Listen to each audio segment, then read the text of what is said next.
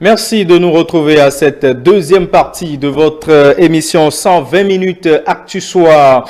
C'est vrai, ça a démarré depuis 18h, mais nous abordons la partie débat de votre émission. Il s'agit pour nous, dès cet instant, de nous intéresser à la politique.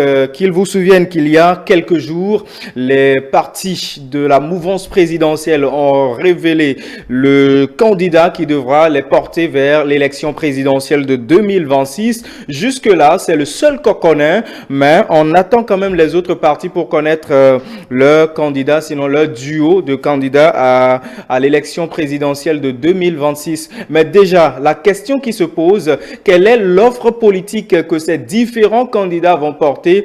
Quelle est la proposition avec laquelle ces candidats vont aborder les populations?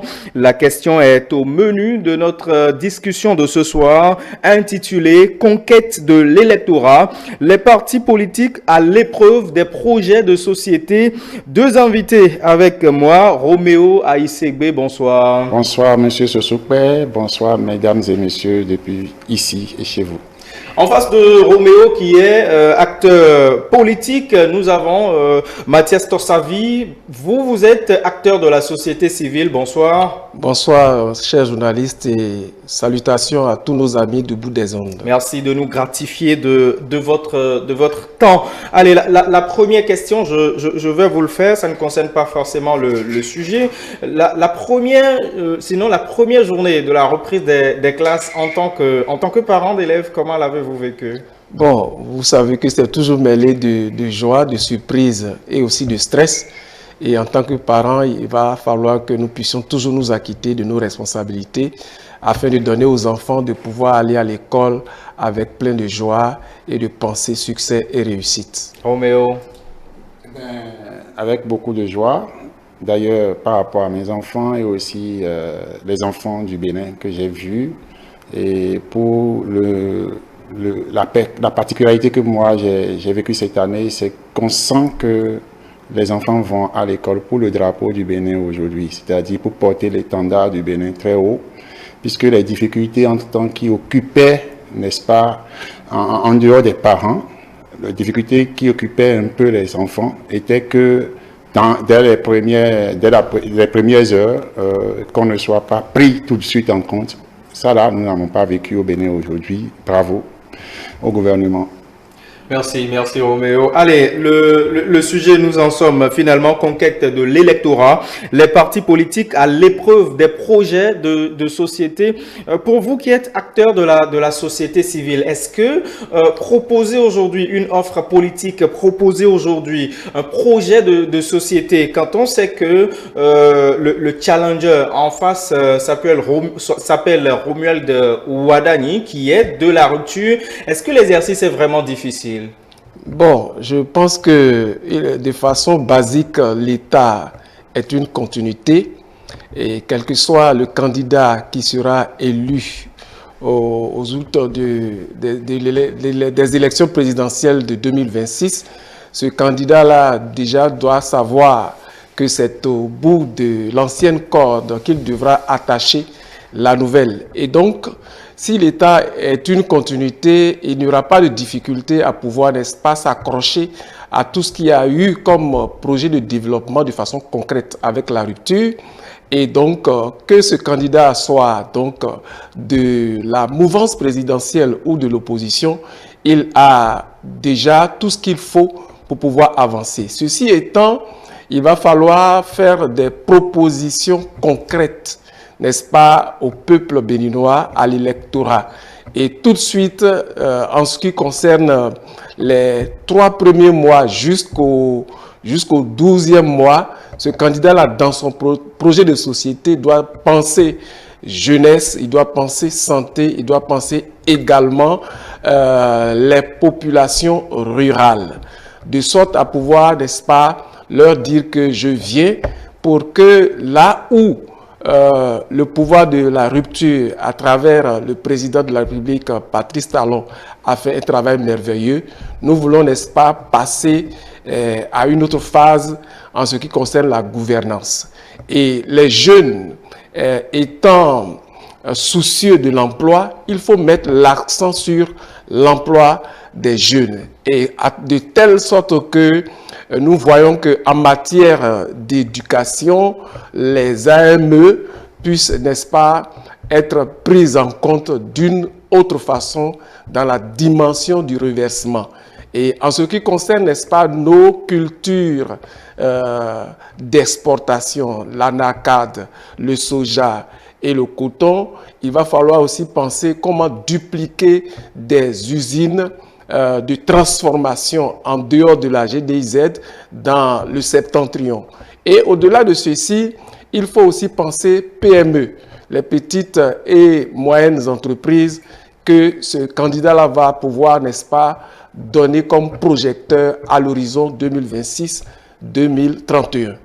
Mathias Tossavi, merci beaucoup. Vous nous avez livré le gros en surfant sur plusieurs domaines à la fois.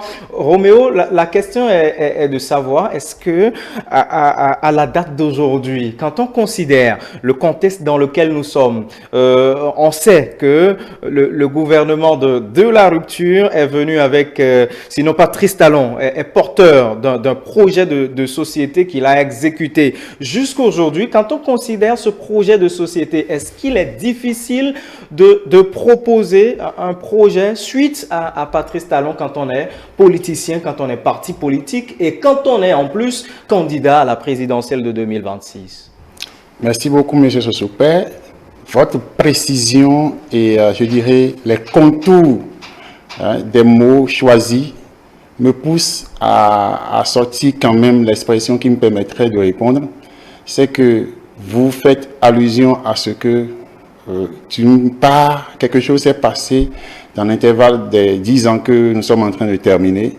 Et cela, curieusement, vient à ce qu'on se demande, est-ce que ce à quoi nous avons assisté, qui, ne serait-ce que pour le nouveau départ, la rupture et le nouveau départ, et pour emprunter un peu des mots de mon vis-à-vis, vous avez si bien dit que c'est au bout de l'ancienne corde que l'on tisse la nouvelle et que les ennemis m'excusent. Dans ce contexte, nous avions assisté au début de 2016-2017 à ce qu'on a dû rompre pour redémarrer le moteur. Et donc l'ancienne corde dont on parle aujourd'hui, c'est véritablement celle qu'on a dû retisser à partir de 2016, qui a donné un nouveau paradigme au Bénin. Et donc, réellement, il y a de l'existant maintenant. Et je vous réponds, M. Sosopé, au bout de de ces 10 années que nous avons connues, vu le travail minutieux qui est accompli dans chaque domaine, le candidat qui lève la main aujourd'hui pour présider aux destinées de notre pays à partir de 2026, s'il n'est pas de l'appareil de M. Patrice Talon, il doit se mettre très tôt au travail pour réapprendre les nouveaux pas que nous avons mis à partir de 2016. Je m'explique. Nous sommes arrivés à une étape où dans chaque secteur, l'habitude, comme on le dit, que nous avions connue a changé. Et ces nouvelles méthodes mises en pratique nous ont permis d'engranger des résultats que nous avons palpés. Donc, il y a du factuel maintenant. Il n'y a plus de promesses à faire. Ça, je vais commencer par là. Qui qu'il soit du camp de la mouvance présidentielle ou de l'opposition, qu'il range les promesses électorales. Il n'y a plus de promesses électorales à faire. Là, nous avons amorcé la confiance. Nous avons réussi, le gouvernement Talon a réussi à installer la confiance des Béninois vis-à-vis du gouvernement. C'est-à-dire qu'aujourd'hui, il y a du factuel. Il n'y a plus de ce que la population dira. Vous nous avez promis des routes par ici, on n'en a pas trouvé. Vous nous avez promis qu'il n'y aura pas de grève à l'école, on n'a pas trouvé. Vous nous avez promis des infrastructures marchandes, on n'a pas trouvé. On n'a plus ça maintenant. On est dans du factuel. Ce qui m'amène à dire que le prochain président, pour rien au monde, je n'aimerais être à sa place en ce moment. Pour ceux qui aimeraient être président de la République du Bénin à partir de 2026. Vous êtes en train de reprendre quelqu'un. Non. Quelqu'un l'a dit il y a quelques jours seulement. Ah, parce que là, l'exigence, je vais vous étonner, mais l'exigence c'est d'abord que ce président doit avoir dans la tête, avant de diriger ce pays-là, quand il regarde le chiffre des recettes au niveau des impôts simplement, il doit se demander comment faire pour aller au-delà ou tout au moins maintenir ça. Et pour maintenir ça, il n'y a pas de magie. Pour avoir ce qu'il faut à l'intérieur, pour faire face aux besoins des AME et reverser les AME en dormant, il n'y a pas autre chose que d'avoir l'obligation en tant que chef d'État de créer des Elon Musk au Bénin, des Dangote au Bénin, des Roméo Aïsegbe, des talents au Bénin. Je précise parce que l'économie béninoise est essentiellement fiscale. C'est-à-dire que, quel que soit ce que tu vas dire, que tu vas faire aux Béninois, au Bénin ici aujourd'hui, tu ne peux que compter sur la recette. Et ça, c'est les Béninois qui doivent cotiser. Les Béninois qui cotisent, ce sont les Béninois qui en auront. S'ils n'en ont pas, tu peux même porter la plus belle promesse du monde. Tu peux être celui qui a les diplômes, qui n'en a pas sur Terre, que tu vas aller décrocher sur Mars. Tu reviens sur Terre ici, tu vas échouer. Puisque le monde a évolué où les organismes qui prêtent de l'argent, qui font des aides au développement sont en train de fermer leurs portes.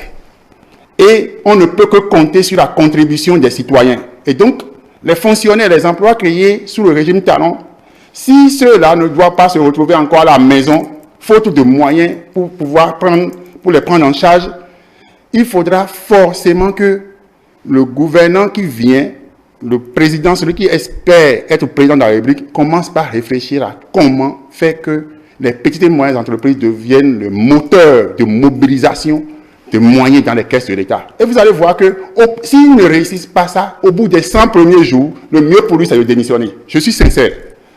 Si le président prochain, qui qu'il soit, s'il ne réussit pas à sécuriser les emplois déjà créés et à permettre à ce que les recettes grimpent au bout des 100 premiers jours, là. C'est-à-dire les conditions sont créées pour que ceux qui ont d'entreprises, qui sont au bord du gouffre, qui veulent déjà fermer, ceux qui ont des difficultés, qui ont même fermé, ceux qui espèrent avoir d'emploi, mais qui ont les capacités de se mettre en groupe pour créer des entreprises. Si les conditions ne sont pas créées avec les banques existantes, ou faire venir des investisseurs, donc des banquiers, des banques coopératives et autres, pour accompagner, vous verrez qu'au bout de 100 jours, si la personne n'a pas ce résultat, il va passer le reste de son mandat sans rien faire.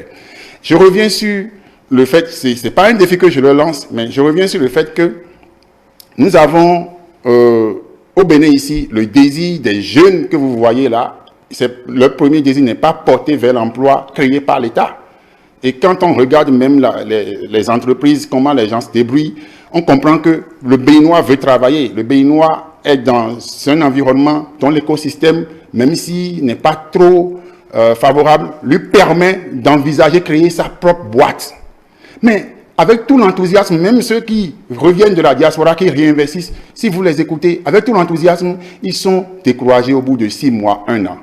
Parce que l'État doit fonctionner. Et le fonctionnement de l'État demande à ce que les entreprises contribuent. Et si vous comparez ce que l'entreprise, petite ou moyenne soit-elle, contribue, ce que le fonctionnaire donne à l'État ne peut pas remplacer ce qu'une entreprise privée donne. Impossible. Et donc, il y a de bon ton que ce gouvernant, et je trouve le profil de M. Wadaï très probant, non pas parce que je vais vous expliquer. Ce n'est pas parce que j'ai un penchant pour la mouvance. Le profil de l'homme est celui qui est capable de fléchir, en fait, les conditions de résistance des banques vis-à-vis des petites et moyennes entreprises. Si la première des choses, celui-là ne trouve pas les conditions qu'il faut, parce que l'État, j'ai dit tout à l'heure que les infrastructures, que ce soit matérielles ou immatérielles, ont été mises en place les 10 dernières années pour sécuriser le Bénin. Il n'y a plus quelqu'un qui peut surfer sur de l'arnaque, hein, et partir avec les frais d'une banque aujourd'hui. Il y a un système de sécurité bien axé et félicité qui fait de ces exploits de façon extraordinaire pour arrêter même les récidivistes. On voit. Alors, les banques doivent avoir confiance aux entrepreneurs et entrepreneurs. Et dans ce sens, l'État doit être garant et trouver les conditions pour favoriser cela. Et vous allez voir que ça va faire relever d'autres talents. Les gens ont fait des formations en suivi et évaluation des entreprises. Les gens ont fait des formations dans le droit des affaires.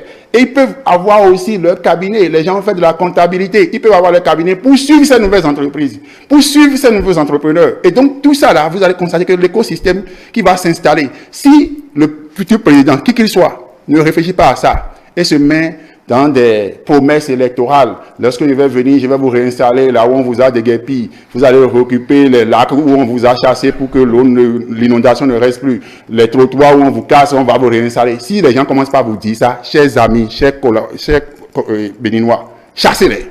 Parce qu'ils ne pourront rien faire de bon.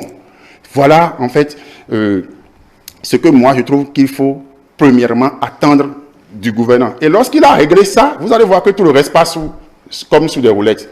Les AMS sont reversés, les plateaux techniques au niveau des hôpitaux seront renforcés, le recrutement dans nos hôpitaux va aller bon train, les enfants qui étudient vont avoir la possibilité de choisir de filières parce que l'État disposerait de moyens et on peut avoir maintenant des filières de souveraineté, former des médecins, former des mécaniciens, former des techniciens à divers niveaux pour que l'industrialisation, comme vous l'avez dit, puisse vraiment rehausser. Parce que dans les conditions actuelles, si on crée des industries, au pire des cas, les industries vont passer au moins les 5 prochaines ou 10 prochaines années à former des ouvriers qui vont travailler dedans. Et on n'aura pas encore de productivité parce qu'on n'a pas de techniciens formés. Donc l'école aussi doit être... Oui, je vous libère d'abord la parole. Merci. Je suis trop emporté. Merci Roméo, très emporté dans, dans son développement. Mais ce que je retiens à l'étape actuelle, c'est la difficulté selon vous de trouver quelqu'un qui soit capable de challenger le projet de société de Patrice Talon. Est-ce que vous dites la même chose? Bon, Patrice Talon a-t-il poussé le curseur, a-t-il mis le curseur aussi haut que c'est impossible de venir prendre ses marques? Le président Talon a fait un travail remarquable, de telle sorte qu'aujourd'hui, lorsque vous écoutez les autres acteurs politiques en Afrique et ailleurs, le Bénin a fait un grand bond de l'avant. Ceci étant, le candidat qui devra venir au pouvoir n'a pas d'excuse à être médiocre. Il va donc falloir qu'il puisse véritablement être excellent en matière d'investissement, en matière de développement et de mobilisation des fonds. Ce sur quoi je voudrais insister, c'est surtout ce qui concerne la plus-value à l'interne. Qu'est-ce que je veux dire? Au-delà des emprunts ou de tout ce qu'il faut faire pour mobiliser les fonds à partir de l'extérieur, la Banque mondiale, le FMI, les institutions de Bretton Woods qui viennent, n'est-ce pas, aider, qu'est-ce que nous pouvons faire pour que à l'intérieur, c'est-à-dire le développement, comment générer des ressources à partir de façon endogène. Il va falloir penser, le candidat qui vient, ce n'est pas une promesse, mais il faut qu'il le fasse. Pour qu'on voit que lorsque nous allons donner la main à tout ce qui vient comme mobilisation de fonds à l'extérieur, de l'extérieur, et qu'il y a encore de mobilisation de fonds à partir de notre Bénin local, nous sommes certains que la croissance va encore connaître une vitesse vertigineuse. Ceci donc étant, lorsque je parle de l'emploi des jeunes, sur lequel est revenu mon vis-à-vis, je voudrais insister sur l'auto-emploi. Donc créer les conditions favorables pour que ces jeunes-là ne croient pas ou ne pensent pas de façon illusoire que tous seront embauchés ou bien la grande partie sera embauchée par l'État. Nous devons penser et rendre le cadre de l'auto-emploi aussi favorable. Et que ce ne soit pas seulement qu'on dise, bon, au Bénin, en 24 heures ou 48 heures, il est possible de créer un emploi. Bien sûr, on peut créer un emploi, mais quelle est la condition pour que cet emploi puisse vivre dans le temps donc, et dans l'espace? Et donc, le candidat qui va vouloir venir doit repenser ces choses-là. Et donc, nous voyons que le chef de l'État, le président Patrice Talon, a voulu qu'il y ait de l'auto-emploi et que les jeunes qui sortent ne soient pas dans une formation généraliste. Et c'est pourquoi il a pensé, n'est-ce pas, la création des 30 lycées. Mais bon, on a constaté... 60. Bon, 60, bon, et je vais prendre la moitié pour dire que si cela n'a pas eu lieu, le candidat qui vient, qui sera élu, ce n'est pas le fait qu'il viendra pour dire non, le régime de feu ou bien bon, mon prédécesseur n'a pas pu le faire, je vais le faire. Donc, non, l'État étant une continuité, il ne faut pas faire de la démagogie. Il faut déjà prendre les dispositions pour que dans les 2 années à suivre, ces 30 lycées puissent exister et que nous puissions sortir de la théorie de la formation pour aller vers, n'est-ce pas, la pratique de la formation en termes de professionnalisation des jeunes. Oméo et Segbe, on sait aujourd'hui qu'au Bénin, il n'y a plus de candidats providentiels. Les candidats viennent impérativement de partis politiques. L'élaboration du projet de société, est-ce du rôle du cabinet de l'individu candidat ou c'est à la charge du parti dont il porte les idéaux? Comme vous le savez, un seul hirondelle ne fait pas le printemps. Et les réformes ont bien situé le contexte. C'est, quel que soit le joker choisi par le parti, c'est le parti qui gère le pouvoir. C'est le parti qui déroule son projet de société. Et donc, c'est vrai, au niveau du challenge pour le choix du candidat, les partis font le choix de celui qui porte une vision novatrice, une vision qu'il maîtrise bien et qu'il déroule sans ambiguïté. Maintenant, vous savez très bien avec moi, et vous êtes toujours dans c'est même votre rôle, quand vous concevez, quand vous faites la conception de l'idéal que vous portez, ce sont des techniciens et des professionnels avec des expériences qui travaillent là-dessus pour le rendre fiable, pour le rendre palpable, afin que cela puisse être touchable de doigt et satisfaire en réalité les besoins des populations. Et donc, je reconnais d'une part que, comme je l'ai dit, la technicité, l'ingéniosité, l'intelligence de l'homme en tant que candidat choisi sera déversée aux techniciens, aux hommes de ressources, des cadres des partis politiques pour qu'eux puissent maintenant apporter les grains de sel. Et je crois que cela va aussi jusqu'à permettre à ce que ces partis commettent des cabinets spécialistes dans des domaines donnés pour avoir des données fiables. Et vous me rejoindrez quand je dirai que le joker de la mouvance sortie a beaucoup d'avance sur d'autres candidats qui peuvent s'essayer à la chose parce que l'ancienne code dont a parlé mon aîné tout à l'heure ici, au bout de laquelle on doit attacher la nouvelle, le candidat Robien Wadaï est un ouvrier dès le début de l'ouverture de cet atelier-là qui a tressé la corde, qui est l'ancienne. Et donc vous convenez avec moi que ce travail, pour la question que vous avez posée, il pourra être ouvrier, acteur de la rédaction de son propre projet de société, puisqu'il est resté dans l'intimité du programme qui est déroulé et qu'il connaît la projection du gouvernement auquel il appartient.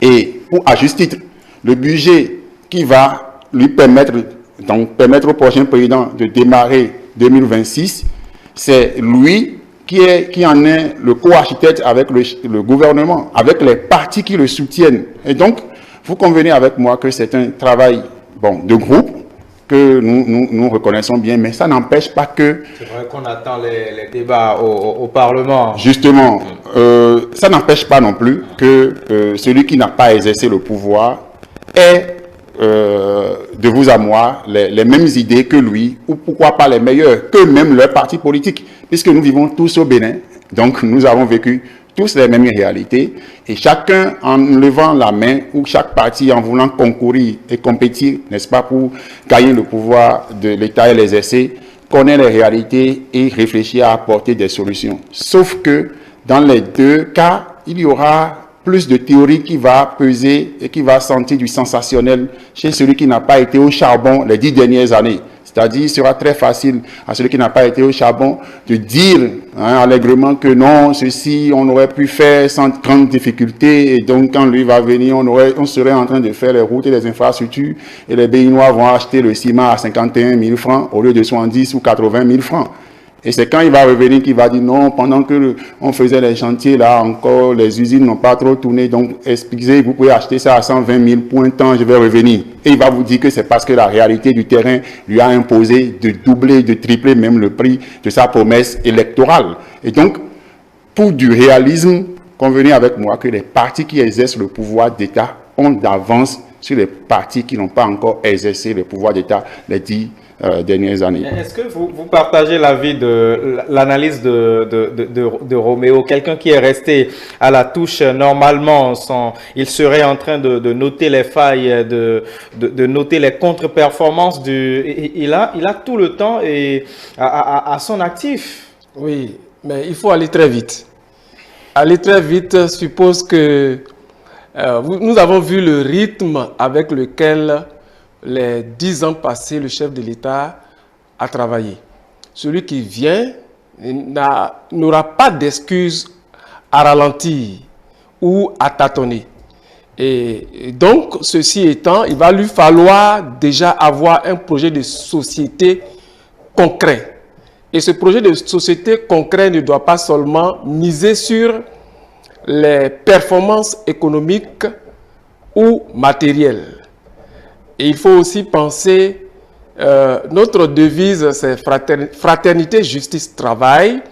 Et donc, en matière de fraternité, je vois dans le fond de ce mot ce qu'on pourrait appeler le social.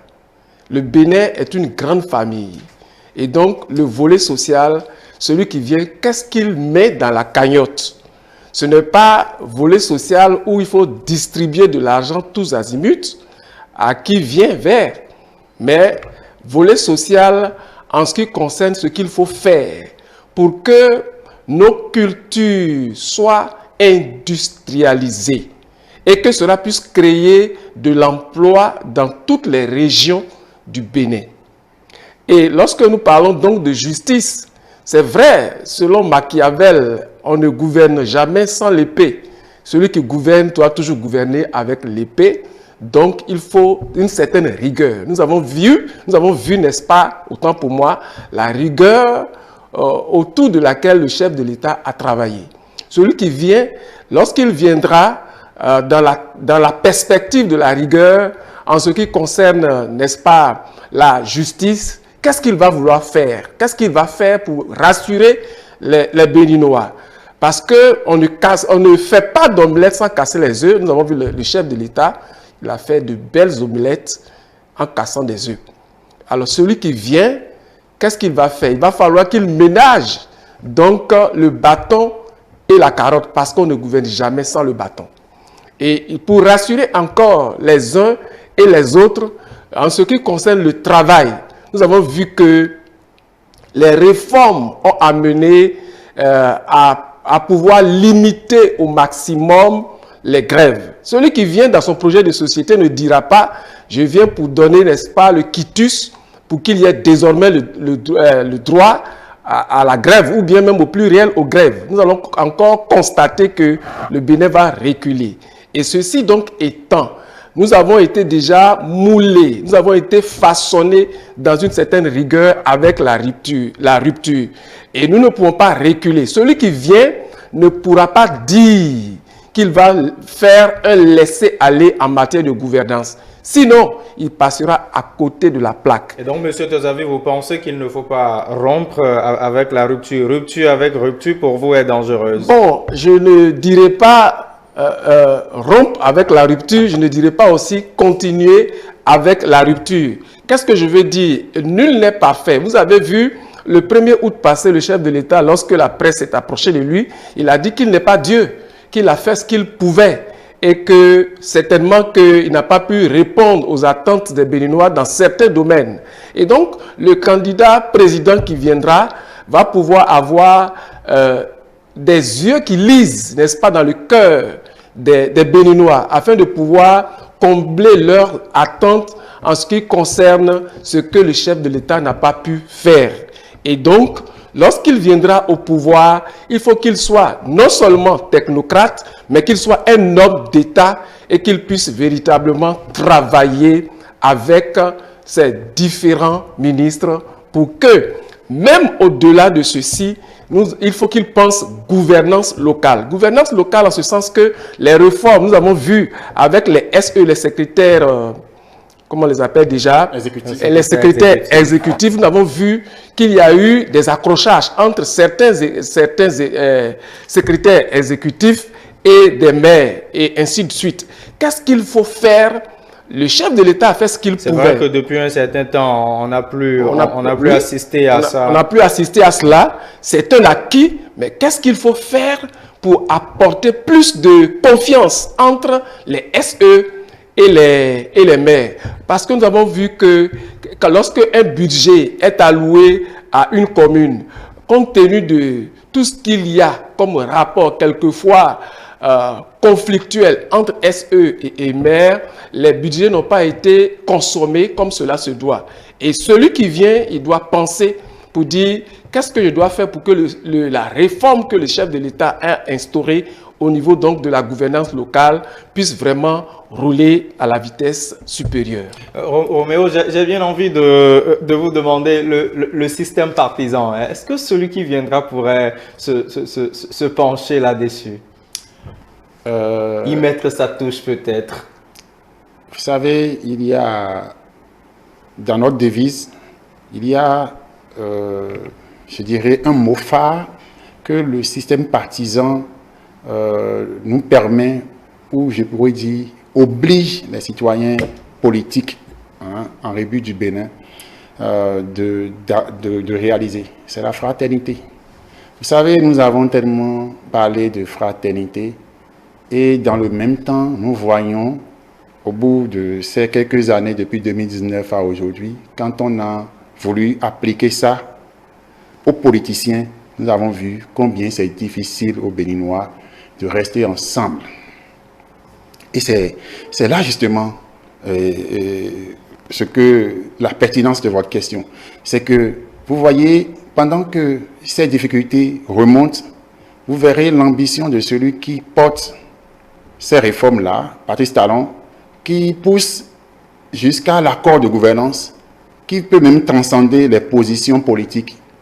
Ça voudra dire, c'est toujours allant dans le sens de la fraternité, parce que le Bénin que nous avons aujourd'hui là, le Bénin que nous ont laissé nos parents, que nous devons laisser à nos fils et filles là, ce Bénin est à construire. Ce Bénin n'a pas encore le minimum requis pour que nous puissions faire chacun allant dans sa direction en disant haut et fort qu'il pousse dans la bonne direction. Vous convenez avec moi que nous sommes trois ici. Si chacun a une direction propre à lui, qui est différente de notre direction et que nous voulons pousser cette table-là, chacun va tirer et la table va rester sur place. Et nous allons nous fatiguer. Et donc, ça revient obligatoire à celui qui va venir de trouver les voies et moyens pour consolider. Je crois ailleurs, sur certains plateaux, par rapport au principe de 20%, qui certainement va faire couler beaucoup d'encre et de salive les prochaines élections. On n'est pas encore allé à la compétition. Non, je sais de quoi je parle. Ailleurs, moi j'ai dit qu'après l'expérience de 20%, si nous arrivons à avoir des députés au bout des 20%, quelle que soit la difficulté, les prochaines élections dans 5 ans, il faudra mettre ça à 50%. Pourquoi? Pour consolider la fraternité, merci, pour Roméo. obliger les regroupements. Donc, vous convenez avec moi que celui qui va venir, d'où qu'il vienne, il a intérêt à réunir les politiques, les intelligences ensemble, afin qu'ils produisent, n'est-ce pas, ce qu'il faut pour développer ce pays. Monsieur Tossavi, vous avez très bien suivi Roméo dans son développement. Je ne vous ferai pas la même question, mais on assiste aujourd'hui à une sorte de tollé autour de la désignation ou non de candidats à la présidentielle. Est-ce que quelque part, on ne serait pas en droit de dire que l'élaboration de projets de société échappe aux partis politiques qui sont beaucoup plus accrochés au quotidien de tout ce qui concerne l'année électorale? Bon, où on n'est pas dans le secret pour savoir ce qu'ils font vraiment. Bon, vous voyez vous-même comment ça se passe. Quand je dis vous voyez comment ça se passe, c'est qu'au niveau de tous les QG, le travail est fait de façon discrète et minutieuse. Nous avons vu les conditions dans lesquelles, n'est-ce pas, le candidat de la mouvance présidentielle a été désigné. Malgré que le BR et l'UPR aient dit à qui veut l'entendre que cela relève, n'est-ce pas, de la majorité présidentielle de choisir le ministre d'État Romia Loadagni, d'aucuns ont pu dire, n'est-ce pas, que c'est un candidat imposé, que c'est le chef de l'État qui l'a imposé. Donc, les spéculations vont bon train. Et du côté de l'opposition, jusqu'à aujourd'hui, quand vous écoutez et que vous interrogez donc l'opinion, vous allez aussi constater que, bon, les regards sont tournés non pas vers les LD, mais vers le président Boni Yayi. Et donc, il y a la personnification dans la désignation des candidats. Merci. Roméo, très rapidement sur la même question, en quelques 30 secondes. Moi, je vous dirais simplement que ce qui a trahi le secret pour montrer qu'un travail est en train d'être fait, c'est par exemple le président Maître Diogbenou qui est en train de faire son dialogue itinérant depuis un certain temps. Et donc, pour moi, celui-là est en train de, en tant que chef de parti, en train de toucher les réalités de droit dans chaque localité, dans chaque commune, afin de vraiment renchérir. Donc, ça trahit déjà que quelque chose est en train d'être rédigé, puisqu'il y a du factuel qui est récupéré sur le terrain. Merci Roméo, merci à vous deux pour votre disponibilité. Mathias Tossavi, acteur de la société civile, Roméo Aïssegbe, acteur politique, merci pour votre disponibilité. Il était question de savoir ce que le projet de société des candidats à l'élection présidentielle devra comporter comme proposition. 120 minutes Actu Soir, ce numéro va se refermer. Merci de nous avoir suivis depuis 18 h. Restez avec nous car nos programmes s'enchaînent.